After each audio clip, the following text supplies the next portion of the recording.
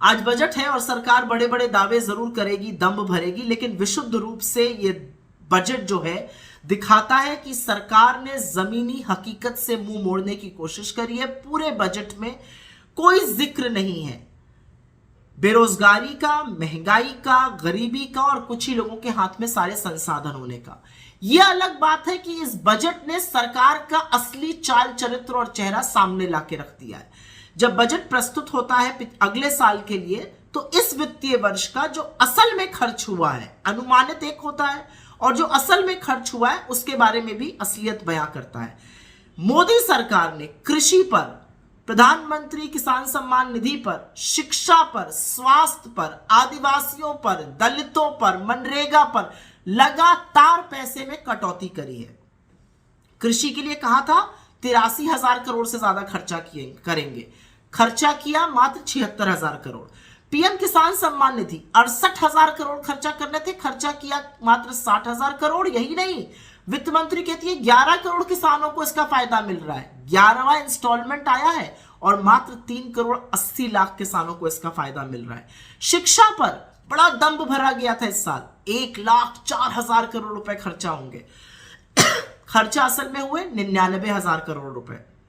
स्वास्थ्य पर 86,606 करोड़ रुपए खर्चा करने थे, खर्चा किए मात्र 77,351 करोड़।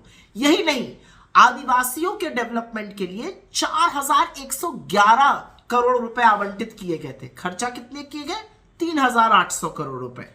दलितों के लिए आवंटित किए गए थे 8,710 करोड़ रुपए और खर्चा कितने किए गए? 7,722 करोड़ रुपए। मनरेगा पर, जो कि एक अकेली, जिसको कहते हैं संजीवनी था ग्रामीण इलाकों में, सरकार ने 73,000 करोड़ रुपए रखे थे, खर्च करीब 90,000 करोड़ करने पड़े। लेकिन इस साल फिर से मनरेगा का बजट काटकर 60,000 करोड़ रुपए खर्च कर दिया गया है।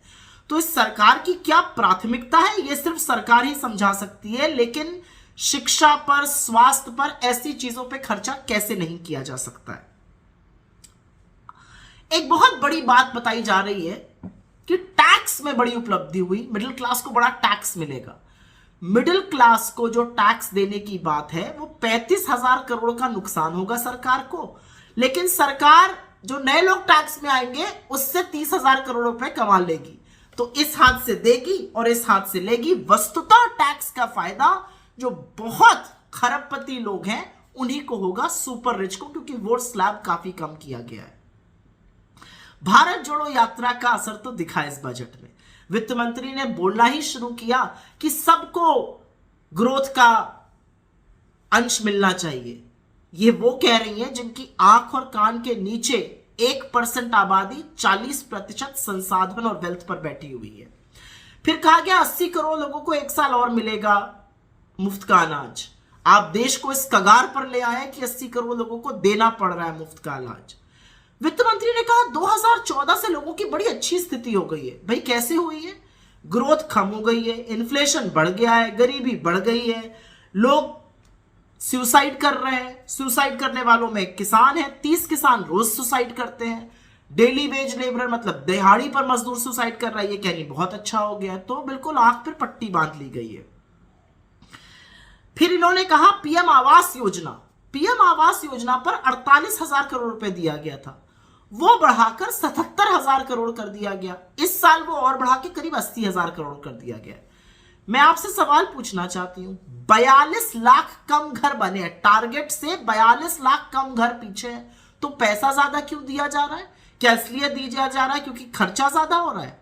फिर उज्ज्वला की बात हुई, हमने उज्ज्वला के इतने कनेक्शन दे दिए। अरे 90 लाख तो जिनके पास उज्ज्वला के कनेक्शन है वो दूसरी बार अपना सिलेंडर ही नहीं भरा पाए हैं। एक ही सिलेंडर भरा पाए थे, फिर दाम ऐसे बढ़ाए कि वो इस लायक नहीं रहे।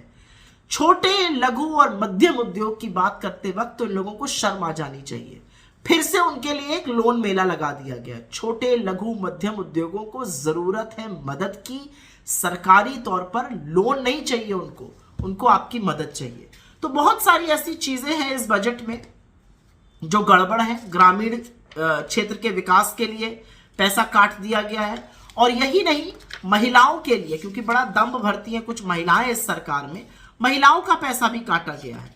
महिलाओं पर वात्सल्य जो एक योजना है और जो मिशन शक्ति योजना है उस पर भी पैसा काटा गया है। मिशन शक्ति में 3000 करोड़ रुपए थे, खर्चा सिर्फ 2280 करोड़ हुए। वात्सल्य में 1472 करोड़ पैसा दिया गया था, 1100 करोड़ खर्चा हुआ, फिर से वही वाला काटने का हिसाब है। तो मोटे तौर पर इस बजट में ऐसा कुछ नहीं है जिससे कि नौकरी बढ़ेगी, निवेश आएगा और ग्रोथ आएगी।